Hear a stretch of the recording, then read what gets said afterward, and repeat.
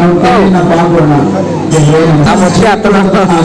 ನಮ್ಮನ್ನ ದೇವರ ಆಶೀರ್ವಾದ ಮಾಡಪ್ಪ ಅಂತಂದ್ಬಿಟ್ಟು ನಮ್ಮ ಶಿರಸ್ಸನ್ನ ನಾವು ದೇವರ ಮುಂದೆ ಬಾಗೋಣ.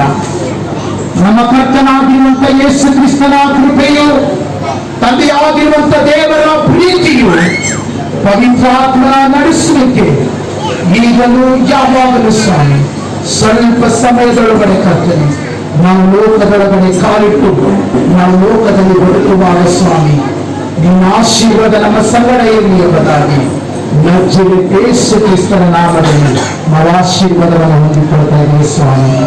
ಆಮೀನ್, ಆಮೀನ್, ಆಮೀನ್. ಜಯ ಕೊಟ್ಟ ದೇವರಿಗೆ 3 ಸರ್ತಿ ನಾವು ಚೂರಾಗಿ ಹೇಳೋಣ. ಹಲ್ಲೆಲೂಯಾ.